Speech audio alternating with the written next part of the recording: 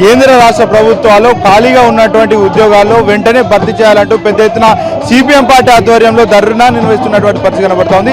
ఇదే అంశం గురించి మనతో మాట్లాడడానికి డివైఎఫ్ఐకి సంబంధించినటువంటి రాష్ట్ర కార్యదర్శి ఉన్నారు, మాట్లాడించే ప్రయత్నం చేద్దాం. చెప్పండి, మీ ప్రధాన డిమాండ్ ఏంటి? ఈరోజు సిపిఎం పార్టీ ఆధ్వర్యంలో ఇందిరా పార్క్ దగ్గర కేంద్ర రాష్ట్ర ప్రభుత్వ శాఖల్లో ఖాళీ ఉన్నటువంటి ఉద్యోగాలకు ఒకేసారి నోటిఫికేషన్ లేచి భర్తీ చేయాలన్న ప్రధాన డిమాండ్తో ఇక్కడ ధర్నా నిర్వహించడం జరుగుతున్నది. ఈ ధర్నాకు డివైఎఫ్ఐ యువజన సంఘం రాష్ట్ర వ్యాప్తంగా ఉన్న నిరుద్యోగ యువకులందరూ కూడా మద్దతు తెలియజేసి ఇక్కడ పాల్గొంటా ఉన్నారు. ఈ కేంద్రంలో 2014 నరేంద్ర మోడీ అధికారంలోకి వచ్చేటప్పుడు సంవత్సరానికి 2 కోట్ల ఉద్యోగాలు ఇస్తా అని చెప్పిండు. ఇప్పటికి 12 సంవత్సరాలు అవుతా ఉన్నది. 24 కోట్ల ఉద్యోగాలు ఇవ్వాల్సినటువంటి బాధ్యత నరేంద్ర మోడీ మీద ఉంది. కానీ ఇప్పటివరకు కేవలం 12 లక్షలు మాత్రమే ఇచ్చారు. సంవత్సరానికి 2 కోట్లు కాదు కదా, 2 లక్షలు కూడా ఇవ్వలేదు నరేంద్ర మోడీ సర్కారు. అంటే భారీగా ఉద్యోగాలు ఇస్తా ఉన్నామని బీజేపీ పార్టీకి సంబంధించినటువంటి నేతలంతా కూడా ప్రకటన చేస్తా ఉన్నారు. మీరేమో ఉద్యోగాలు ఇవ్వట్లేదు కేంద్ర ప్రభుత్వం అని చెప్తా ఉన్నారు. ఇదే సాక్షాత్తు పార్లమెంట్ సమావేశాలు జరుగుతాయి. ఆ పార్లమెంట్ సమావేశాల్లో ప్రధాని నరేంద్ర మోడీ కానీ, హోంమంత్రి అమిత్ షా కానీ, లేకపోతే పార్లమెంట్ వ్యవహారాల శాఖ మంత్రి వాళ్ళందరూ ఒక శ్వేతపత్రాన్ని విడుదల చేయండి. ఏ డిపార్ట్మెంట్లో కేంద్ర ప్రభుత్వ శాఖలో ఏ డిపార్ట్మెంట్లో ఎన్ని ఉద్యోగాలను భర్తీ చేసిరో ఒక శ్వేతపత్రాన్ని విడుదల చేసి భారత యువతకు తెలపాల్సిన అవసరం ఉన్నది.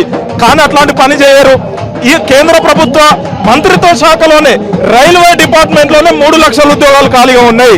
ఈ దేశాన్ని రక్షించాల్సినటువంటి రక్షణ శాఖలోనే 1,50,000 ఉద్యోగాలు ఖాళీగా ఉన్నాయి.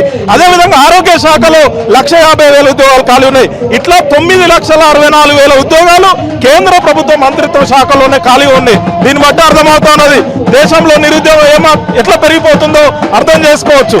కానీ నిరుద్యోగాన్ని నిర్మూలించడం కోసం ఈ కేంద్ర ప్రభుత్వం ఎలాంటి చర్యలు తీసుకోవట్లేదు.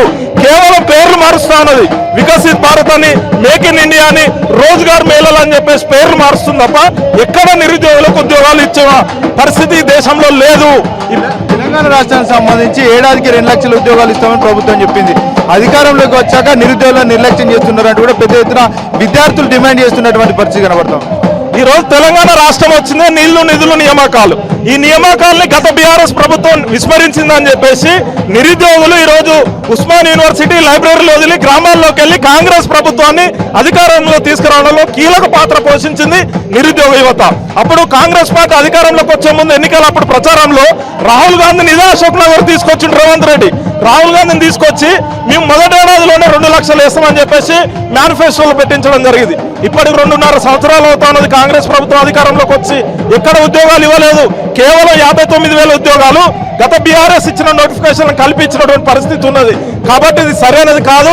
మీరు ఇస్తామన్న 2 లక్షల ఉద్యోగాలు తక్షణమే నోటిఫికేషన్ వేయాలని చెప్పేసి మేము డిమాండ్ చేస్తాను. ముఖ్యమంత్రి రేవంత్ రెడ్డి మాట్లాడుతూ నిరుద్యోగులు ఎండ్రిని దాగి చచ్చిపోయినట్టు కూడా వ్యాఖ్యలు చేశారు. దాన్ని మీరు ఎట్లా చూస్తారు? ముఖ్యమంత్రి గారు మాట్లాడిన దాన్ని తీవ్రంగా ఖండిస్తా ఉన్నాం. ఎండ్రిని తాగమని లేకపోతే ఆత్మహత్యలు చేసుకోమని ప్రోత్సహించడానికి నిన్ను ఎన్నుకుంది ముఖ్యమంత్రిగా. కొంచెమైనా సిగ్గుండాల ముఖ్యమంత్రి గారికి. నిరుద్యోగ యువతకు బహిరంగ క్షమాపణ చెప్పాలని చెప్పేసి మేము ఈ సందర్భంగా డిమాండ్ చేస్తాను. ఎండ్రిల్లు గిడ్రిల్లు తాగాల్సిన అవసరం లేదు. నిన్ను ఏ విధంగా గద్దెనెక్కించినామో నిన్ను గద్దెదించేటువంటి సత్తా కూడా నిరుద్యోగులకు ఉన్నది. ఎండ్రిని ఎవరు తాగాల్సి వస్తుందో ఒకసారి ఆలోచించుకోవాల్సినటువంటి భవిష్యత్తులో ఆలోచించుకోవాల్సి వస్తున్న పరిస్థితి రేవంత్ రెడ్డికి ఉంటుందని చెప్పేసి ఈ సందర్భంగా గుర్తు చేస్తాను. తాను చేసినటువంటి ఏదైతే అవమానకరంగా మాట్లాడిండో వాటిని వెనక్కి తీసుకొని క్షమాపణ చెప్పాలని చెప్పేసి రేవంత్ రెడ్డి గారిని డిమాండ్ చేస్తా ఉన్నాం. వామపక్షాలు ఏదన్నా సమస్యలు ఉంటే నేరుగా నా దగ్గర రండి, మాట్లాడదాం, కూర్చొని పరిష్కరిస్తామని చెప్పారు. మీరు డైరెక్ట్ గా రేవంత్ రెడ్డిని కలిసి ఈ నిరుద్యోగ సమస్య మీద కూడా చెప్పే ప్రయత్నం చేస్తుంటే బాగుంటుంటాయి కదా. ఇప్పటికీ వామపక్ష పార్టీలు కానీ విద్యార్థి యువన సంఘాలు అనేక దశల వారి పోరాటాలు ఈరోజు నిరుద్యోగులకు ఉద్యోగాలు ఇవ్వాలని చెప్పేసి దశల వారి పోరాటాలు నిర్వహించడం. ఇప్పటి వరకు ప్రభుత్వం స్పందించట్లేదు. వామపక్ష పార్టీలు కలిసినప్పుడు కూడా వాళ్ళు ఇస్తున్న డిమాండ్లో నిరుద్యోగ అంశం ఉన్నది. ఆయన చెప్పేది ఒకటే, మేము చూస్తాం చేస్తాం. కేవలం ప్రకటనలు ప్రచారాలు చేస్తున్నారు తప్ప చేతలు చేయట్లేదు. కాబట్టి రాష్ట్ర ముఖ్యమంత్రి గారిని ఇప్పటికే వామపక్ష పార్టీలు కలిసి వినతి పత్రాలు ఇచ్చిన స్పందించట్లేదు. కాబట్టి ఈరోజు మహాధరణ నిర్వహిస్తూ ఉన్నారు. ఈ మహాధరణలు ఇంతటితో ఆగిపోదు. అన్ని జిల్లాల్లో నిర్వహిస్తాం. నిరుద్యోగ గర్జనలు నిర్వహిస్తాం. నిరుద్యోగుల్ని సమీకరించి రాష్ట్ర ప్రభుత్వం 2 లక్షల ఉద్యోగాలు ఇచ్చేంత వరకు ఈ పోరాటాల్ని కొనసాగిస్తాం. వామపక్ష పార్టీలు కొనసాగిస్తున్నటువంటి పోరాటాల్లో డివైఎఫ్ఐ యువజన సంఘం కూడా కలిసి భాగస్వామ్యమై ఐక్య కార్యాచరణతో ఉండి నిరుద్యోగులకు అండగా ఉండి యూత్ డిక్లరేషన్ హామీలను అమలు చేసే వరకు, జాబ్ క్యాలెండర్ అమలు చేసే వరకు, ఉద్యోగాలు ఇచ్చేంత వరకు ఈ పోరాటాలను కొనసాగిస్తామని చెప్పేసి డిమాండ్ చేస్తాం. దేశవ్యాప్తంగా రాహుల్ గాంధీ నిరుద్యోగుల సమస్యలు ఎక్కువైపోయినాయి అంటూ కూడా తిరుగుతున్నటువంటి పరిస్థితి కనబడతా ఉంది. తెలంగాణ రాష్ట్రంలో కాంగ్రెస్ ప్రభుత్వం అధికారంలో ఉండి కూడా కనీసం న్యాయం చేయట్లేదంటూ కూడా నిరుద్యోగులు వాపోతున్నటువంటి పరిస్థితి ఏర్పడిందని మనం చెప్పుకోవచ్చు. ఏం చెప్పదలుచుకున్నారు రాహుల్ గాంధీ అంశం? రాహుల్ గాంధీ గారు మీరు స్వయాన తెలంగాణ రాష్ట్రానికి వచ్చారు, నిరుద్యోగుల దగ్గరికి వచ్చారు, ఛాయ్ ఆగిపోయారు, అనేకమైనటువంటి హామీలు కూడా ఇచ్చిపోయారు.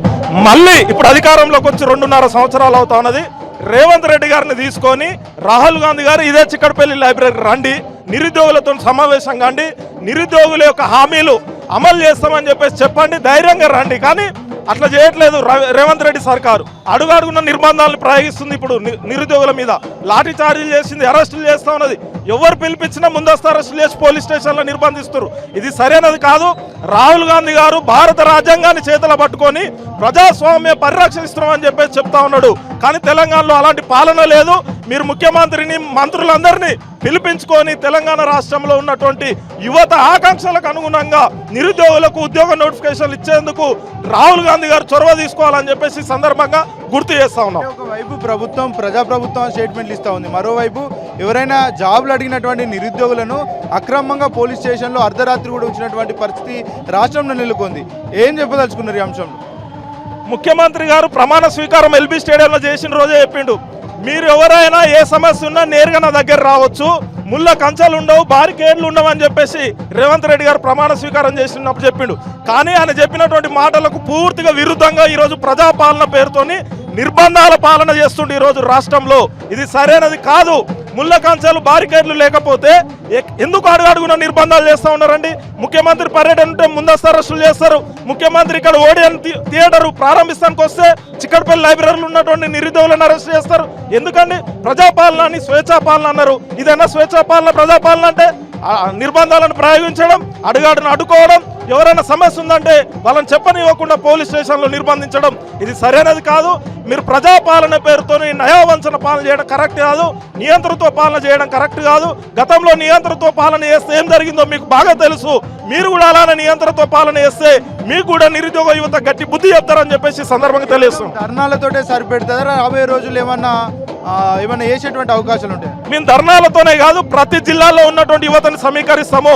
ఈ రాష్ట్రంలో నిరుద్యోగ యువతకు ఉద్యోగాలు ఇచ్చేంత వరకు ప్రభుత్వ మంత్రులని, ముఖ్యమంత్రిని అడుగడుగును అడ్డుకుంటాము. ఉద్యోగాలు ఇచ్చేంత వరకు ఈ పోరాటాలు కొనసాగిస్తాం. చెప్పండి, దేశవ్యాప్తంగా ఏదైతే యూనివర్సిటీలకు సంబంధించినటువంటి ఉద్యోగాలను భర్తీ చేయాలంటే మీరు డిమాండ్ చేస్తూ ఉన్నారు, అసలు ఖాళీలు ఉన్నాయని మీరు భావిస్తున్నారు? మేము చెప్పడం కాదు, మన ప్రధానమంత్రి నరేంద్ర మోడీ గారే చెప్పారు, అధికారంలోకి బీజేపీ పార్టీ వస్తే ప్రతి సంవత్సరం 2 కోట్ల ఉద్యోగాలు ఇస్తామని చెప్పాడు. అంటే దాదాపుగా ఐటీఐలు చేసిన, ఎస్ఎస్సి పాస్ అయినా, ఇంటర్మీడియట్ పాస్ అయినా, డిగ్రీలు పాస్ అయినా, పీజీలు పాస్ అయినా, డబల్ పీజీలు, డబల్ ఎంఏలు చదివినట్టుకున్నట్టు వాళ్ళు దాదాపుగా 2 కోట్ల కంటే ఎక్కువ ఉంటారు దేశంలో. అటువంటి దాదాపుగా 40 డిపార్ట్మెంట్లలో అనేక పోస్టులు ఖాళీలు అవుతున్నాయి. ఈ పోస్టులన్నీ భర్తీ చేయకుండా కేవలం పని భారం మోపుతూ కొంతమందితో పని చేయించుకుంటూ ఆ రకంగా దోపిడీ చేస్తున్న పరిస్థితి దేశంలో కనబడుతుంది. అదే కాదు, దేశంలో ఆ పరిస్థితి ఉంటే రాష్ట్రంలో టీఆర్ఎస్ గవర్నమెంట్ దాదాపుగా 2 లక్షల ఉద్యోగాలు ఇస్తామని చెప్పేసి గతంలో మాయమాటలు చెప్పింది. ఆ మాటలు అమలు చేయాలంటే కాంగ్రెస్ పార్టీ మాత్రం అధికారంలో రావాలని చెప్పేసి రేవంత్ రెడ్డి చెప్పాడు. కానీ 2.5 సంవత్సరాలు అయింది. కేవలం 10-20 వేల ఉద్యోగాలు మాత్రమే భర్తీ చేసి చేతులు దులుపుకున్న పరిస్థితి రేవంత్ రెడ్డిది ఉంది.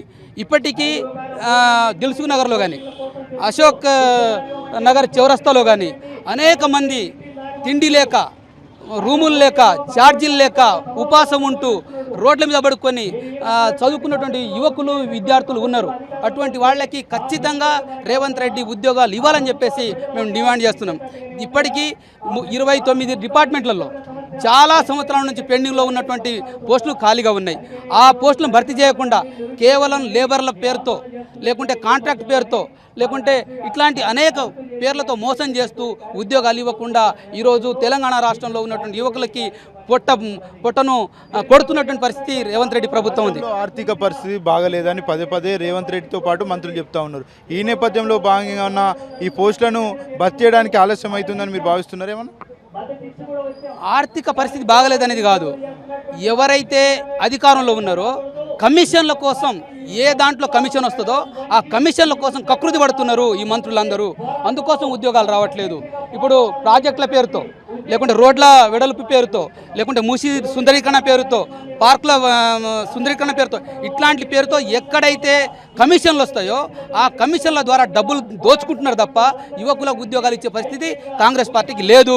అందుకోసం విద్యార్థులంతా ఖచ్చితంగా తమ ఉపాధి కోసం, తమ ఉద్యోగం కోసం ఖచ్చితంగా రోడ్డు మీద రావాలి, తమ హక్కుల కోసం పోరాటం చేయాలని చెప్పేసి డిమాండ్ చేస్తూ ఉన్నాం.